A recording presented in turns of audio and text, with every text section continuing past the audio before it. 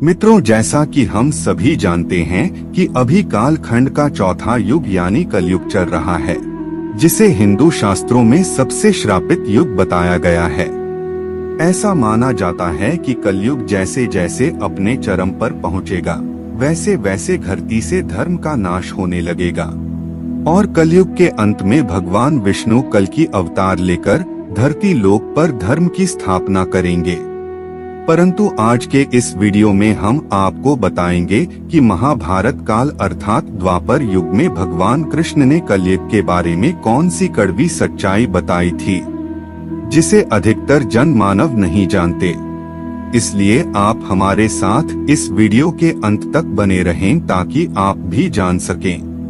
नमस्कार मित्रों, स्वागत है आपका आज के इस नए वीडियो पर एक बार फिर। श्री कृष्ण के अनुसार कलयुग कैसा होगा? दोस्तों, अगर देखा जाए तो महाभारत सिर्फ हिंदुओं का ही धर्म ग्रंथ नहीं, बल्कि इस ग्रंथ के अनुसरण से समस्त मानव जाति को जीवन का संपूर्ण ज्ञान मिल सकता है, क्योंकि महाभारत में मनुष्य के जीवन से जुड़ा कोई भी ऐसा विषय नहीं जिसका वर्णन इस धर्म ग्रंथ में न किया गया हो। उन्हीं में से एक प्रश्न का वर्णन आज के समय अर्थात कलयुग से जुड़ा हुआ है। महाभारत में वर्णित कथा के अनुसार ये कथा उस समय की है जब दुनिया में सब कुछ हारने के बाद पांचों पांडवों को वनवास जाना पड़ा था। जब पांचों पांडव वनवास जाने को हुए तो उन्होंने श्री कृष्ण से कहा, हे वासुदेव, अपना सब कुछ गंवाने के बाद हम पांचों भाई द्रौपदी सहित वन को जा रहे हैं, किंतु हम सभी के मन में एक प्रश्न उठ रहा है, क्या आप उसका समाधान कर सकते हैं? पांडवों की बातें सुनकर श्री कृष्ण बोले, ये तो इस बात पर निर्भर करता है कि तुम सभी मुझसे क्या जानना चाहते हो। तब युधिष्ठिर बोले, कृष्ण, जैसा कि आप जानते हैं कि द्वापर युग का अंत निकट आ चुका है, तो कृपा कर हमें बताइए कि इसके बाद आने वाला युग यानी कलयुग की चाल या गति क्या होगी, कैसी होगी और इस युग के मनुष्य कैसे होंगे। युधिष्ठिर के मुख से यह प्रश्न सुनकर श्री कृष्ण बोले, हे वत्स, मैं तुम्हें इसका सीधा सा उत्तर तो नहीं दे सकता, लेकिन हाँ, तुम पांचों भाई पहले वन में जाओ और वन में जो कुछ भी दिखे मुझे आकर बताओ, फिर मैं तुम सभी को तुम्हारे प्रश्नों का जवाब दे पाऊंगा। उसके बाद श्री कृष्ण के कहे अनुसार पांचों भाई वन की ओर प्रस्थान कर गए। फिर वन में पहुंचकर पांचों भाइयों ने जो देखा उसको देखकर वे आश्चर्यचकित रह गए और फिर शाम को आकर पांचों पांडवों ने एक एक कर श्री कृष्ण को बताया कि उन्होंने क्या देखा।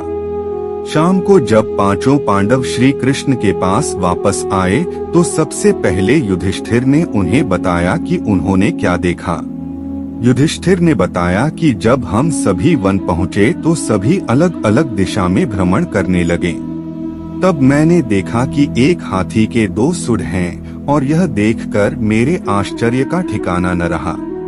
फिर अर्जुन ने बताया कि हे वासुदेव, मैंने एक पक्षी को देखा जिसके पंखों पर वेद की रचनाएं लिखी हुई थी और वह मरे हुए जानवर का मांस खा रहा था। फिर अर्जुन के बाद भीम ने भी श्री कृष्ण को बताया कि हे कृष्ण, मैंने देखा कि एक गाय ने बछड़े को जन्म दिया है और जन्म के बाद वह बछड़े को इतना चाट रही है कि बछड़ा लहूलुहान हो गया, जिसे देखकर मैं हैरान हो गया। भला कोई माता अपने बच्चों के साथ ऐसा कैसे कर सकती है? उसके बाद श्री कृष्ण ने सहदेव से पूछा, सहदेव, तुम बताओ, तुमने वन में क्या देखा? तब सहदेव श्री कृष्ण से बोले, हे वासुदेव, मैंने वन में देखा कि एक जगह 6-7 कुएं हैं और आसपास के कुओं में पानी है, किंतु बीच का कुआं खाली है।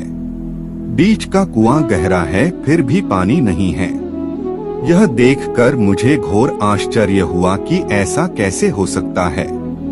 उसके बाद नकुल ने कहा, हे नारायण, जब मैं वन में भ्रमण कर रहा था तो मैंने देखा कि एक पहाड़ के ऊपर से एक बड़ी सी शिला यानी पत्थर लुढ़कती हुई आती है और कितने ही वृक्षों से टकराकर उनको नीचे गिराते हुए आगे बढ़ जाती है, परंतु उस विशालकाय पत्थर को कोई भी वृक्ष उसे रोक न सका। इसके अलावा वह शिला कितनी ही अन्य शिलाओं के साथ टकराई पर फिर भी वह रुकी नहीं। अंत में एक अत्यंत छोटे पौधे का स्पर्श होते ही वह स्थिर हो गई। फिर युधिष्ठिर श्री कृष्ण से बोले, हे वासुदेव, हम पांचों भाइयों ने जो कुछ भी वन में देखा वो आपको बता दिया, कृपा कर उसका अर्थ बताइए।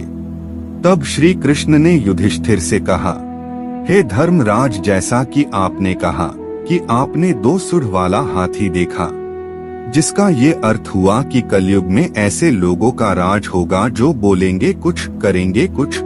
कलयुग के शासक अपनी प्रजा का सभी तरह से शोषण करेंगे। उनके मन में कुछ और होगा, दिखावे के लिए कुछ और करेंगे। अर्थात कलयुग में शासकों के लिए आम लोगों का कोई महत्व नहीं होगा, वो बस राज करने के लिए शासक होंगे। फिर श्री कृष्ण अर्जुन से बोले, हे धनंजय, जैसा कि तुमने देखा कि एक पक्षी के पंख पर वेद की रचनाएं लिखी हुई थी, लेकिन वह मरे हुए जानवरों का मांस खा रहा था, जिसका अर्थ ये हुआ कि कलयुग में ऐसे लोग होंगे जो बड़े ज्ञानी और ध्यानी कहलाएंगे, किंतु उनके आचरण राक्षसी होंगे। कलयुग में लोग पंडित और विद्वान कहलाएंगे, किंतु यह विचार चलता रहेगा कि कोई मरे और उसकी सारी संपत्ति उसके नाम हो जाए। अर्थात कलयुग के मनुष्य धन और संपत्ति के लोभी होंगे, भले ही उनके पास कितना ही ज्ञान क्यों ना हो। इसके अलावा हे अर्जुन, हर जाति धर्म के प्रमुख पद पर बैठे लोग विचार करेंगे कि कब कोई किसी पद से हटे और हम उस पर विराजमान हो जाएं। कलयुग में ऐसे लोगों की संख्या बहुलियत होगी, कोई कोई बिरला ही संत पुरुष होगा। अर्जुन के बाद श्री कृष्ण भीम से बोले, हे गदाधर, जैसा कि तुमने देखा कि गाय अपने बछड़े को इतना चाटने लगी कि वो बछड़ा लहूलुहान हो गया। अर्थात कलयुग की माता अपनी संतानों पर इतनी ममता बरसाएंगी कि बच्चों को खुद का विकास करने का मौका ही नहीं मिलेगा, जिसके कारण मोह माया में पड़कर वे बर्बाद हो जाएंगे। इसके अलावा किसी का बेटा घर छोड़कर साधु बनेगा तो हजारों व्यक्ति दर्शन करेंगे, किंतु जब मनुष्य का अपना बेटा साधु बनेगा तो रोएंगे कि मेरे बेटे का क्या होगा। इतनी सारी ममता होगी कि उसे मोह माया और परिवार में ही बांध कर रखेंगे और उसका जीवन वहीं खत्म हो जाएगा। अंत में बेचारा अनाथ होकर मरेगा। भीम जब श्री कृष्ण के जवाब से संतुष्ट हो गए, तब भगवान श्री कृष्ण ने सहदेव से कहा, सहदेव, जैसा कि तुमने बताया कि तुमने वन में 6-7 कुओं के बीच एक कुआं एकदम खाली देखा, जिसका अर्थ ये हुआ कि कलयुग में पैसे वाले अर्थात धनी लोग अपने पुत्र पुत्री के विवाह में या फिर आलीशान भवन बनाने में लाखों रुपए खर्च कर देंगे, परंतु उनके पड़ोस में ही यदि कोई भूखा प्यासा मर रहा होगा तो वह उसकी कोई सहायता नहीं करेंगे। भले ही उनका अपना ही सगा भूख से मर जाए, लेकिन वे देखते रहेंगे। इसके अलावा कलयुग में मनुष्य मदिरा, मांस भक्षण, सुंदरता और जश्न में पैसे उड़ा देंगे, किंतु किसी के 2 आंसू पोंछने में उनकी रुचि न होगी। हे सहदेव, मेरे कहने का तात्पर्य यह है कि कलयुग में अन्न के भंडार होंगे, लेकिन लोग भूख से मरेंगे। सामने महलों बंगलों में ऐसो आराम चल रहे होंगे, लेकिन पास की झोपड़ी में आदमी भूख से मर जाएगा। एक ही जगह पर असमानता अपने चरम पर होगी।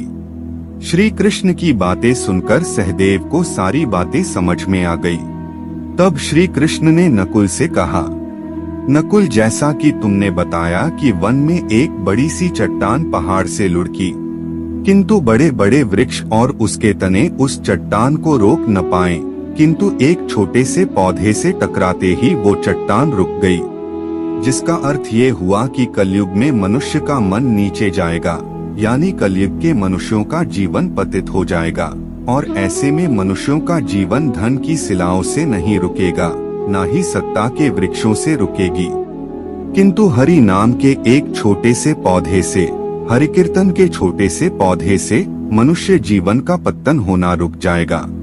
अर्थात कलयुग में भी जो मनुष्य धन की लालच को छोड़कर हरि नाम का जप करेगा, उसे कोई कष्ट नहीं होगा।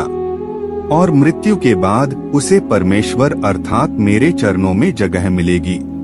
तो मित्रों, आपने देखा होगा कि श्री कृष्ण द्वारा बताई गई ये बातें सच में घटित हो रही हैं। इसलिए मनुष्यों को चाहिए कि कलयुग में वह धर्म का पालन करें और श्री हरि नाम का भजन करें, तो उसका जीवन सफल हो जाएगा। फिलहाल आज के वीडियो में बस इतना ही। अब हमें इजाजत दें और वीडियो को अंत तक देखने के लिए आपका बहुत बहुत शुक्रिया।